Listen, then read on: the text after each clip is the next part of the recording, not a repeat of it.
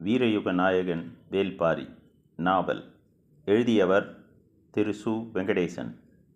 ஓவியங்கள் திரு மணியம் செல்வன். மாசே. உங்களுக்காக வாசிப்பது ஆ. சங்கர். இரண்டாம் தொகுதி, பாகம் 4.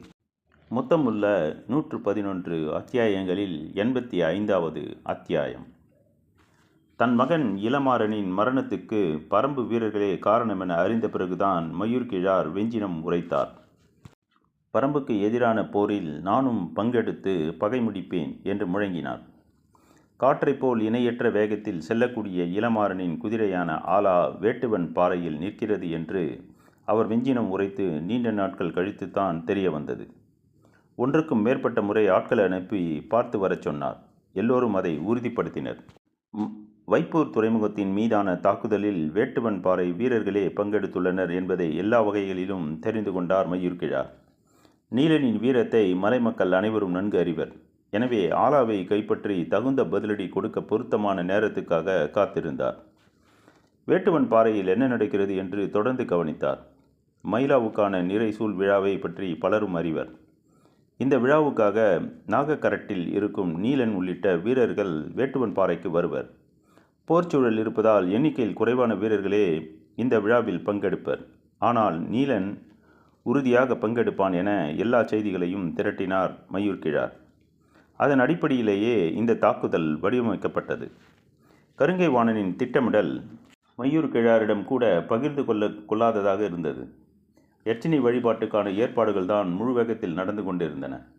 அது தொடர்பான பணிகள் தான் மயூர்கிழாருக்கு வழங்கப்பட்டிருந்தன. போருக்கான தொடக்கச் சடங்கில் தனக்கு வழங்கப்பட்டுள்ள பொறுப்பை நினைத்து பெருமிதத்தோடு இயங்கிக் கொண்டிருந்தார்.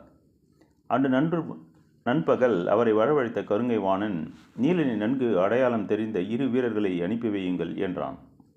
யட்சினிக்கான சடங்கு நடக்கும்போது இருவரை எதற்காக கேட்கிறார் என சிந்தித்தபடியே 2 வீரர்களை அனுப்பி வைத்தார்.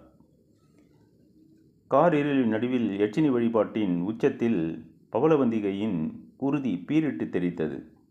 போர் நிலமெங்கும் பேரிகைகள் முழங்கின. வேட்டுவன் பாறையின் அடிவாரத்தில் இந்த ஓசையை எதிர்பார்த்தே கருங்கை வாணன் காத்திருந்தான். பேரிகைகள் முழங்கியவுடன் தனது படைக்கான உத்தரவை பிறப்பித்தான். 3 திசைகளில் இருந்தும் அவர்கள் மேலேறினர். எதிர்பார்த்ததை விட கடும் தாக்குதலை சந்திக்க நேர்ந்தது. மிக குறைவான வீரர்கள் மட்டுமே இருந்தும் இவ்வளவு வலிமையான தாக்குதலை எப்படி நடத்துகின்றனர் என்பது பெரும் வியப்பாகவே இருந்தது. தாக்குதலை எதிர்கொண்டபடி மிக நிதானமாகவே மேலேறி கொண்டிருந்தான் கருங்கை வாணன். வடதிசையில் இருந்த துடிச்சாத்தான் கருங்கை வாணன் அளவுக்கு கூட முன்னேறவில்லை. கீழ்நிலையில் இருந்தான். ஆனால் தென் திசையில் திதியனோ கருங்கை வாணனை விட 2 பனை உயரத்துக்கு மேலேறி இருந்தான். படைகள் இப்படி சமநிலையற்று முன்னேறுவது எதிரிகளுக்கு வாய்ப்பாக அமைந்துவிடும். துடிச்சாத்தான் ஏன் இவ்வளவு பின்தங்கியுள்ளான் என்ற கவலை கூட பெரிதாக இல்லை. திதியனின் செயல்தான் அதிக கவலை அளிப்பதாக இருந்தது. அவன் ஏறக்குறைய வேட்டுவன் பாறையின் மேல்நிலைக்கு சென்று விட்டான். சற்றே பதற்றமானான் கருங்கை வாணன். அவனை பொறுத்திருக்க சொல்ல முயன்றான். ஆனால் நீலன் தலைமையிலான வீரர்கள் நடத்தும் தாக்குதல் மிக கடுமையாக இருந்தது. தாக்குதலை எதிர்கொண்டு தாக்குப்பிடிப்பதே பெரும்பாடாக இருந்தது. எவ்வளவு தாக்கினாலும் எதிரிகள் மேலேறி கொண்டிருக்கிறார்கள் என்பதை கவனித்தபடியே தாக்குதலை மேலும் தீவிரப்படுத்தினான் நீலன். சோமக்கிழவனின் திசையில் எதிரிகள் மிகவும் கீழ் நிலையில் இருக்கின்றனர். ஆனால் புங்கனின் திசையில் எதிரிகள் மிகவும் மேலேறிய நிலையை அடைந்துள்ளனர் என்பதை அறிந்தபடி என்ன செய்யலாம் என சிந்தித்தான் நீலன். சோமக்கிழவனின் பக்கம் இருக்கும் 3 வீரர்களை இந்த பக்கம் அனுப்பலாமா என சிந்தித்த போதுதான் கொற்றனின் நினைவு வந்தது. அவன் மிகச்சிறியவன். எதிரிகள் மேலேறி கொண்டிருக்கின்றனர். இனி தாக்குதல் மிக கடுமையாக இருக்கும். காலம்பன் மகனுக்கு எந்தவித ஆபத்தும் நேர்ந்துவிடக்கூடாது என எண்ணிய நீலன் சட்டென சோமக்கிழவனின் திசை நோக்கி ஓடினான். அங்கு எதிரிகளை மேலே ஏறவிடாமல் அனைவரும் ஒருங்கிணைந்த தாக்குதலை நடத்தி கொண்டிருந்தனர். விரைந்து வந்த நீலன் கொற்றனை தனியே அழைத்தான். பாறைகளை முடிந்த அளவுக்கு தூக்கி தள்ளி கொண்டிருந்த கொற்றன் மறுதிசையில் தாக்குதல் தொடக்க அழைக்கிறான் என நினைத்து வேகமாக மேலேறி சென்றான். வேட்டுவன் பாறையின் மேலே குடில்களுக்கு இடையே ஆங்காங்கே பந்தங்கள் எரிந்து கொண்டிருந்தன. தாக்குதலின் ஓசையும் விடாமல் கேட்டுக்கொண்டிருந்தது. ஆனால் இவற்றையெல்லாம் மீறி வெளிப்பட்டு கொண்டிருந்தது வள்ளிக்கானத்தின் நடைபெறும் கூத்தின் ஓசை. எல்லா வகையான இசைக்கருவிகளும் அங்கு வாசிக்கப்பட்டு கொண்டிருந்தன. காரமலையின் அமைதியை முழுமுற்றாக விரட்டி கொண்டிருந்தன கூத்தின் ஓசையும் வேட்டுவன் பாறை தாக்குதலின் சத்தமும். கொற்றனை தனியாக அழைத்து வந்த நீலன் பின்புறம் செல்லும் ஒற்றையடி பாதையை காட்டி, இந்த வழியில் ஒரு பொழுது நடந்தால் அருவியும் அதன் அடிவாரத்தில் பெரும் பாறைகளும் இருக்கும். நீ அங்கு போய்விட்டால் யாராலும் அதற்குள் வந்து உன்னை கண்டறிய முடியாது. நாளை காலை வரை நீ அங்கேயே இரு, விடிந்ததும் ஊருக்கு வா என்றான். எதிரிகளோடு கடும் மோதல் நடந்து கொண்டிருக்கும் போது தன்னை மட்டும் ஏன் தனியே காட்டுக்குள் போக சொல்கிறான் என்பது கொற்றனுக்கு புரியவில்லை. எல்லாவற்றையும் சொல்லி புரிய வைப்பதற்கான நேரமில்லை. கொற்றன் விழித்து கொண்டு நின்றதை பார்த்த நீலன், காலையில் வந்து உன்னிடம் விளக்கமாக சொல்கிறேன், இப்போது புறப்படு என்றான். அதற்கு மேல் நீலனின் குரலை மறுத்து நிற்க முடியாது. மனமே இல்லாமல் அவன் சொன்ன பாதையை நோக்கி புறப்பட்டான் கொற்றன். அவன் புறப்பட்ட பிறகு நீலன் மீண்டும் கிழக்கு திசை நோக்கி ஓடத் தொடங்கினான். 3 திசைகளிலிருந்தும் தாக்குதலின் ஓசை அதிகமாகிக் கொண்டிருந்தது. தென் திசையின் ஓசை மிகவும் மேலேறி கேட்டது. புங்கனின் தலைமையிலான வீரர்கள் வேந்தர் படையின் தாக்குதலை தடுக்க முடியாமல் பின்னோக்கி வந்து கொண்டே இருந்தனர். பெருங்குரல் எழுப்பியபடி திதியன் முன்னேறி கொண்டிருந்தான். காரமலையை நோக்கி விரைந்து கொண்டிருந்த கொற்றன் எதிரிகளின் ஓசை இவ்வளவு அருகில் கேட்கிறதே என நினைத்து சற்றே திரும்பினான். பந்தத்தின் ஒளியில் சீறிக்கொண்டிருந்த திதியனின் முகம் நேரெதிரே தெரிந்தது. ஓடிக்கொண்டிருந்த கொற்றன் அந்த முகத்தை பார்த்த கணத்தில் உறைந்து நின்றான். நினைவுகளால் மூச்சு முட்டியது. தம்பிகளோடு சேர்ந்து தன்னையும் கால்களை கட்டி தலைகீழாக தொங்கவிட்டவன், கையில் சிக்கியவர்களை எல்லாம் குன்று குவித்தவன், கதறி துடித்த பெண்களை எல்லாம் கழுத்தை அறுத்து வீசியவன், கண்முன்னால் ஊரையே வேட்டையாடி தீர்த்தவன். உறைந்து நின்ற கொற்றனுக்கு என்ன தெரியவில்லை. ஆனால் நீலன் சொன்ன பாதையை நோக்கி ஓட கால்கள் மறுத்தன. புங்கனால் திதியனின் தாக்குதலை எதிர்கொள்ள முடியவில்லை. சிறிது சிறிதாக பின்னோக்கி நகர்ந்து வந்து கொண்டே இருந்தான். வேந்தர் படையணைக்கு தலைமை தாங்கிய திதியனின் உறுதிப்பாடு புங்கனை நிலைகுலையச் செய்தது. அவன் எந்த தாக்குதலையும் கண்டு அஞ்சாமல் முன்னோக்கி வந்து கொண்டிருந்தான். அவனை கட்டுப்படுத்த எந்த வழியிலும் புங்கனால் முடியவில்லை. திதியன் ஏறக்குறைய மேல்நிலைக்கே வந்து விட்டான். அவனது வருகையை எதிர்பார்த்தபடி தோதகத்தி மரத்தின் கிளையின் மேல் ஏறி மறைந்து பார்த்து கொண்டிருந்தான் கொற்றன். மரத்தின் மீது படர்ந்திருந்த கொடிகளை பிடித்தபடி காத்திருந்தான். மேல்நிலைக்கு அருகில் வந்ததும் திதியனின் ஆவேசம் இன்னும் அதிகமானது. ஆங்காங்கே பந்தங்கள் எரிந்து கொண்டிருந்தன. ஆனால் வீரர்கள் யாரும் தென்படவில்லை. தாக்குதலை எதிர்கொள்ள முடியாமல் புங்கன் மேலும் மேலும் பின்னோக்கி வந்து கொண்டிருந்தான். திதியன் சரியான இடத்துக்கு வரும் வரை காத்திருந்தான் கொற்றன். அன்று தலைகீழாய் கட்டி தொங்கவிடப்பட்ட நிலையில் தன்னையும் தம்பிகளையும் சுட்டி காட்டி அம்பு வீசி கொல் என கொக்கரித்தவனின் தலையை உச்சியில் தொங்கியவாறு அந்த கோணத்தில் கொற்றன் பார்த்தானோ, அவன் தலை இப்போது அதே கோணத்தில் தனக்கு நேர்கீழே வந்து நிற்பதை பார்த்தான் கொற்றன். இந்த கணத்தை எதிர்பார்த்துத்தான் இவ்வளவு நேரமும் கொப்போடு கொப்பாக ஒட்டி கிடந்தான். எந்தவித ஓசையும் எழுப்பாமல் கொடியை பிடித்தபடி உச்சிக்கோப்பிலிருந்து கீழ்நோக்கி குதித்தான். ஏதோ ஓசை கேட்கிறதே என நினைத்த திதியன் சட்டென மேல் நோக்கி அண்ணாந்து பார்க்கும்போது கூர்வாளின் முழு முனையும் அவனது முகத்தை கிழித்து கொண்டு நெஞ்சிக்கூட்டுக்குள் இறங்கியது. திதியனோடு வந்தவர்கள் சற்றும் எதிர்பார்க்காத தாக்குதலாக அது இருந்தது. தங்கள் படையணி தலைவன் மண்ணில் சாய்ந்த கணத்தில் என்ன செய்வது என தெரியாமல் திகைத்தபோது விழிப்படைந்த புங்கன் வீறு கொண்டு தாக்கி முன்னோக்கி நகரத் தொடங்கினான். நிலைமையை எதிர்கொள்ள முடியாமல் வேந்தர் படை வீரர்கள் சற்றே பின்னோக்கி இறங்கினர். ஆனால் திதியனோடு சாய்ந்து கிடந்த கொற்றனின் உடலில் எண்ணிலடங்காத ஈட்டிகள் இறங்கியிருந்தன. எச்சினி வழிபாட்டு பற்றி கபிலர் சொன்னதும் அடுத்து செய்ய வேண்டிய வேலைகளை பற்றி தீவிரமாக சிந்திக்கத் தொடங்கினான் முடியன். எச்சினி வழிபாடு என்பது தாக்குதலுக்கு முன்பு நடக்கும் சடங்கு என கபிலர் கூறிய பிறகு தாக்குதலை விடிந்ததும் தொடங்குவார்களா இப்போதா என்ற கேள்வியை எழுப்பியபடி இருந்தான். நள்ளிரவை கடந்து நீண்ட நேரமாகி இருந்தது. மீண்டும் எச்சினிக்கான சடங்கு பற்றி கபிலர் கூறினார். எதிரிகளின் தாக்குதலை எதிர்பார்த்துத்தானே இருக்கிறோம். எப்போது தாக்கினாலும் எது தாக்குதலால் அவர்களை வீழ்த்துவோம் என்றான் தேக்கன். பொழுது விடியும் போது எல்லா திசைகளிலும் வீரர்களை ஆயத்த நிலையில் இருக்கச் சொல்லுங்கள். நிலைமைக்கு ஏற்ப முடிவெடுப்போம் என்றான் பாரி. இந்த பேச்சு நடைபெற்று கொண்டிருக்கையில் வேட்டுவன் பாறையிலிருந்து வந்த வீரன் நாகக்கரட்டின் இடது முனையை அடைந்தான். அந்த திசைக்கு தலைமையேற்ற நீலன் நிறைசூல் விழாவுக்கு போய்விட்டதால் அந்த பொறுப்பை வேட்டூர் பழையன் ஏற்றிருந்தார். வந்த வீரன் மூச்சிறைக்க தாக்குதலை விவரித்தான். செய்தியை கேட்டு துடித்தெழுந்த பழையன் முதற்படை பிரிவை அழைத்து கொண்டு வேட்டுவன் பாறை நோக்கி பாய்ந்து சென்றான். இடது முனையிலிருந்து காரிக்கொம்பு ஊதப்பட்டது. ஏதோ பிரச்சனை என்பது நாகக்கரட்டின் மேல் இருந்த ஐவருக்கும் தெரிந்தது. வீரன் ஒருவன் நாகக்கரட்டின் மேல்நிலை நோக்கி குதிரையில் வந்து கொண்டிருந்தான். ஐவரும் குதிரையில் ஏறி காரிக்கொம்பு ஊதப்பட்ட இடத்தை நோக்கி விரைந்தனர். ஏதோ நடந்திருக்கிறது என்பது புரிந்தது. என்ன என்பதை கணிக்க முடியவில்லை. குதிரைகள் விரைந்தன. வீரன் எதிர்பட்டான். நடந்து கொண்டிருக்கும் தாக்குதலை அவன் விவரித்த போது அனைவரும் பேரெதிர்ச்சிக்கு உள்ளாகினர். வீரன் சொல்லி முடிக்கும் போதே நீலனை காக்க பாய்ந்து செல்ல துடித்தது பாரியின் மனம். அதை உணர்ந்த வாரிகையன், பாரி இங்கே இருக்கட்டும், தேக்கனும் முடியனும் புறப்படுங்கள் என்றார். பாரி மறுசொல் சொல்லும் முன் பெருங்குரலில் எல்லோரையும் வேட்டுவன் பாறையை நோக்கி திருப்பிவிட்டு எதிரியின் தாக்குதல் இந்த திசையில் அமைய வாய்ப்பிருக்கிறது என்று சொன்ன தேக்கன் கன நேரம் கூட காத்திருக்காமல் குதிரையை தட்டி விரட்டினான். முடியனும் வீரர்களும் பின்தொடர்ந்தனர். இமைக்கும் நேரத்திற்குள் முடிவுகள் எடுக்கப்பட்டன. குதிரையின் காலடி கும்பிலிருந்து தெரித்த மண் துகள்கள் கபிலரின் நெற்றியில் பட்டபோதுதான் திகைப்பிலிருந்து மீண்டார். எதிரிகள் 3 திசைகளிலும் வேட்டுவன் பாறையின் மேல்நிலையை நெருங்கிவிட்டனர். பரப்பின் தரப்பில் தாக்குதல் தொடுத்த வீரர்களின் எண்ணிக்கை பாதியாக குறைந்துவிட்டது. இனியும் தாக்குதல் உத்தியை மாற்றாமல் இருக்கக்கூடாது என நினைத்த நீலன் பின்னோக்கி விரைந்தான். குடிகளின் மேல்கூரைகளை எல்லாம் இழுத்து கீழே போடுங்கள், காய்ந்த மரங்கள் கட்டைகள் எல்லாவற்றையும் கொண்டு பெரும் வட்டத்தை உருவாக்குங்கள் என சொல்லிவிட்டு மீண்டும் தாக்குதல் முனைக்கு ஓடினான். மேல்நிலையில் நின்றிருந்த வீரர்கள் குடில்களின் மேற்கூரைகளை எல்லாம் கீழே சரித்தனர். திண்ணைகளிலும் முற்றத்திலும் இருக்கும் பெரும் கட்டைகளை பொருத்தமான இடைவெளிகளில் போட்டு நிரப்பினர். மீண்டும் மீண்டும் வந்து என்ன செய்ய வேண்டும் என சொல்லியபடியே தாக்குதல் தொடுக்க கிழக்கு முனைக்கு ஓடினான் நீலன். வேட்டுவன் பாறையில் மந்தையை சுற்றி பெருவட்டத்தில் கூரைகளையும் மரங்களையும் கட்டைகளையும் கொண்ட ஒரு அரணை உருவாக்கிய பிறகு எல்லோரையும் உள்ளவரச் சொன்னான் நீலன். வேட்டுவன் பாறையைச் சேர்ந்த எஞ்சிய வீரர்கள் எல்லோரும் உள்ளே வந்த பிறகு எல்லா திசைகளிலும் ஒரே நேரத்தில் தீயிட்டான். தீக்கங்குகள் வெடித்து மேலேற தொடங்கின. பாறை சரிவுகளின் வழியே 3 பக்கங்களிலிருந்து மேலேறிய வேந்தர் படை வேட்டுவன் பாறை முழுக்க குடில்கள் தீப்பிடித்திடுவதை பார்த்து திகைத்து நின்றது.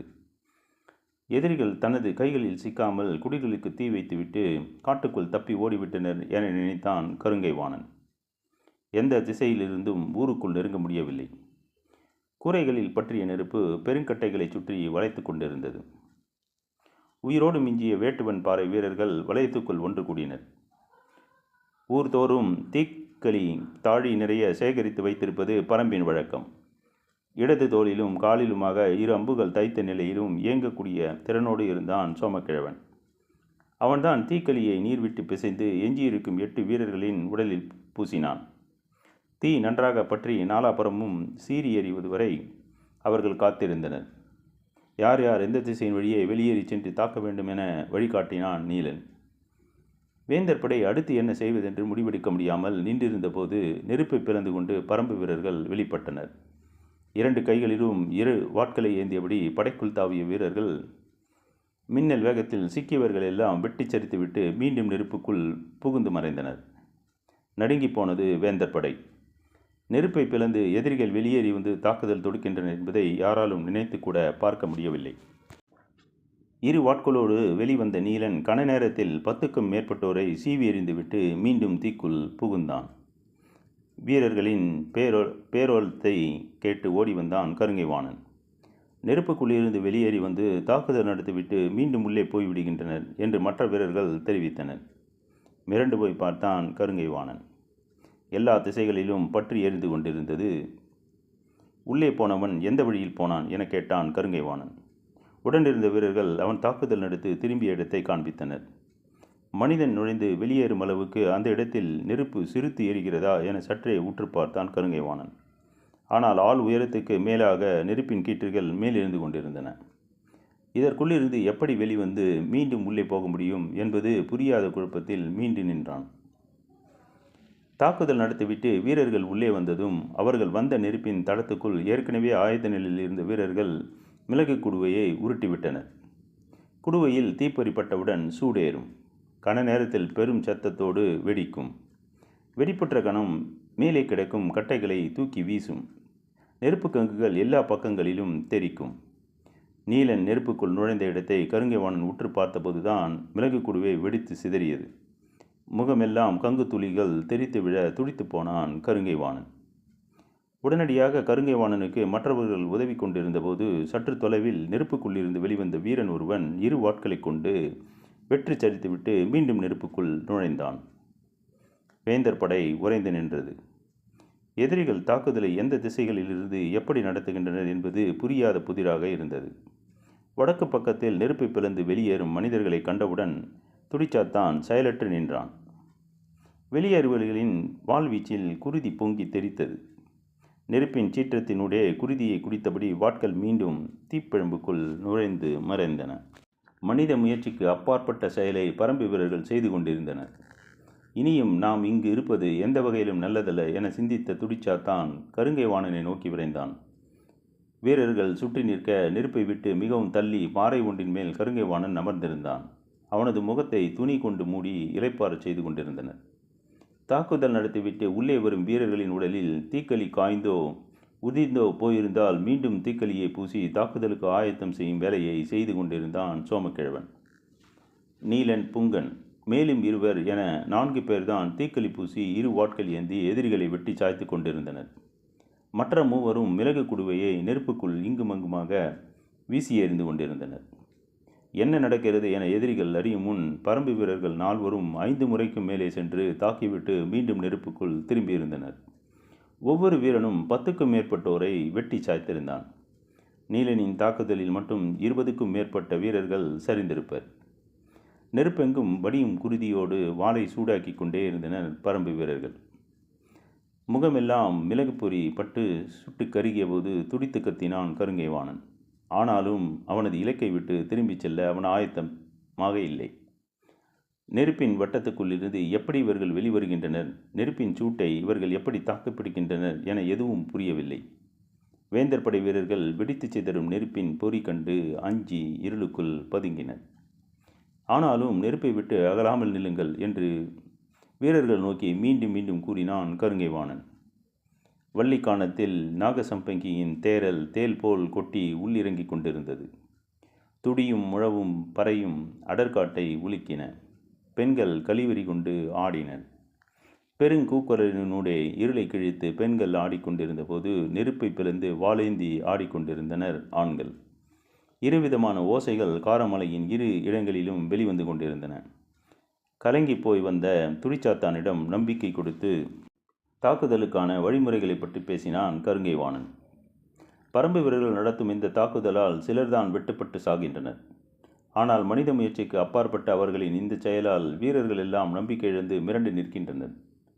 பரம்பினரை ஒன்றும் செய்ய முடியாது, தீயின் தேவதை அவர்கள் பக்கம் நிற்கிறாள் என வீரர்கள் கருதுவதாகவும் வேந்தர் படை விரைவில் இந்த இடம் விட்டு நகர்வது நல்லது எனவும் துரிச்சாத்தான் கூறினான். முகத்தில் நெருப்பு பொறி பட்டபோது கூட இப்படி கத்தவில்லை. இப்போது கத்தினான் கருங்கை வாணன். நான் வந்த வேலையை முடிக்காமல் திரும்பினால் மூவேந்தர்களின் பெரும்படைக்கு தலைமை தாங்கும் தகுதியை இழந்தவனாவேன். எனது உயிரே போனாலும் வெற்றி கொள்ளாமல் இந்த இடம் விட்டு திரும்ப மாட்டேன் என நரம்பு புடைக்க கத்தினான். எதிரிகளை கண்டு அஞ்சாதீர்கள், அவர்களும் நம்மை போல் மனிதர்கள்தான். நெருப்புக்குள் நீண்ட நேரம் தாக்குப்பிடிக்க முடியாது, விரைவில் வெளிவந்துதான் தீர வேண்டும். அந்த கணத்துக்காக காத்திருப்போம். உரிய நேரத்தில் ஒன்றுபட்டு தாக்குதல் தொடுத்தால் அவர்களை வீழ்த்திவிட முடியும் என்று பாறை மீது நின்று முழங்கினான் கருங்கை வாணன். கட்டைகள் வெடித்து நெருப்பு பொறிகள் எங்கும் சிதறிக்கொண்டிருந்தன. வீரர்களை நெருப்பை விட்டு மிகவும் தள்ளி நில்லுங்கள். அவர்கள் எவ்விடம் வெளியில் வருகிறார்களோ அவ்விடம் அம்பெய்தி தாக்குங்கள், வாளால் தாக்க முயலாதீர்கள் என்று வடப்புறமாக கத்திவிட்டு தென்புறம் திரும்பினான் கருங்கை வாணன். கண்ணிமைக்கும் நேரத்தில் வெளியில் வந்து மூவரின் தலைகளை சீவி எறிந்துவிட்டு மீண்டும் நெருப்புக்குள் நுழைந்தான் நீலன். நெருப்பை கிழித்து வெளிவரும் கணத்திலிருந்து இந்த காட்சியை பார்த்தான் கருங்கை வாணன். தீச்சுடரே நீண்டு வந்து தலைகளை தீவி செல்வது போல் இருந்தது. நீலனை நன்கு அடையாளம் தெரிந்த இருவரும் எந்நேரமும் கருங்கை வாணன் அருகிலேயே இருந்தனர். பெருவட்டத்தில் நிலை கொண்டு எரிந்த நெருப்பிலிருந்து எந்த திசையிலும் வெளியேறி தாக்கிக் கொண்டே இருந்தனர். கருங்கை வாணன் அந்த வட்டம் முழுவதும் சுற்றியபடி வீரர்களிடம் நம்பிக்கையூட்டினான். ஆனால் அவன் உருவாக்கும் நம்பிக்கைகள் நெருப்பை பிளக்கும் மனிதர்களால் கன நேரத்தில் எரியூட்டப்பட்டன. ஆனாலும் விடாது முயன்றபடி அங்கும் இங்குமாக ஓடினான் கருங்கை வாணன். நெருப்புக்குள் மூங்கில் கட்டைகள் வெடிப்புட்டு தெரித்தபோது தெரிக்கும் நெருப்பு கொப்பளங்களிலிருந்து வெளிவந்தான் நீலன். அவன் எதிரில் வாளேந்திய கையை உயர்த்தினான் துடிச்சாத்தான். நீலனின் வாழ்வீச்சின் வேகம் துடிச்சாத்தானின் கழுத்தில் குறுக்கிட்டு இறங்கியது.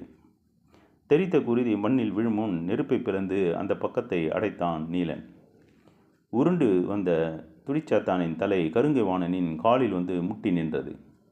ஒரு கணம் அப்படியே நின்றான் கருங்கை வாணன். அருகில் இருந்தவன் சொன்னான், தாக்கிச் சென்றது நீலன்.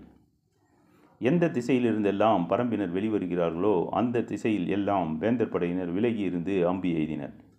நெருப்பை பிளந்து வெளியேறுவர்களின் உடல்களில் அம்புகள் தைக்கத் தொடங்கின. உள்ளிருந்து தாக்குதல் தொடுத்தவர்கள் ஒருவர் பின் ஒருவராக விழத் தொடங்கினர். ஆனாலும் நீலனின் வேகம் குறையவே இல்லை.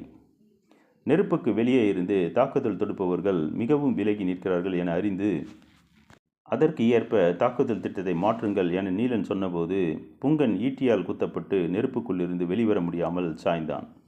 எது கண்டும் கலங்கும் நிலையில் நீலன் இல்லை. அவனோடு எஞ்சிய வீரர்கள் 2 மட்டுமே. அவர்களுக்கும் தீக்களியை பூசிக்கொண்டிருந்தான் சோமக்கிழவன்.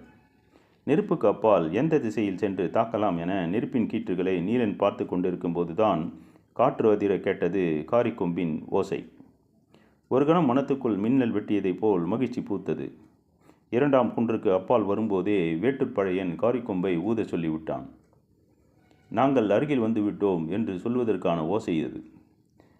காரிக்கொம்பின் ஓசை கேட்ட கணம் உற்சாகம் பீரிட வெறி கொண்டபடி நெருப்பை பிளந்து கொண்டு வெளிவந்தான் நீலன். நெருப்பை விட்டு விலகி நின்றிருந்த எதிரிகள் மீது 3 ஈட்டிகளை எறிந்துவிட்டு மீண்டும் நெருப்புக்குள் நுழைந்தான். அவனது வருகையை எல்லா திசைகளிலும் எதிர்பார்த்திருந்த கருங்கை வாணன் கண்ணெதிரே வந்து திரும்பும் நீலனை பார்த்தவுடன் தனது கை நரம்பே அருந்து கொண்டு போவதைப் போல வீசினான் ஈட்டியை.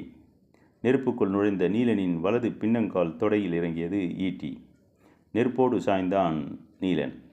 அவனை வெளியே இழுங்கள் என கத்தியபடி அருகில் ஓடி வந்தான் கருங்கை வாணன்.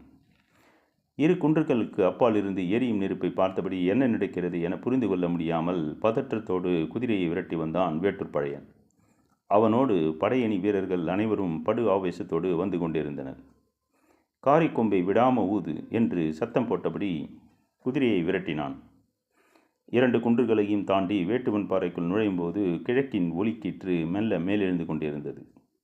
தீயின் நாக்குகள் இங்குமங்குமாக எரிந்து கொண்டிருந்தன. மனிதர்கள் யாரும் உயிருடன் இருப்பது போல் தெரியவில்லை. நீலன், புங்கன் என ஒவ்வொரு பெயராக சொல்லி கத்தியபடி எங்கும் ஓடினான் வேட்டுப்பழையன். வீரர்கள் 4 திசைகளிலும் தேடி தவித்தனர்.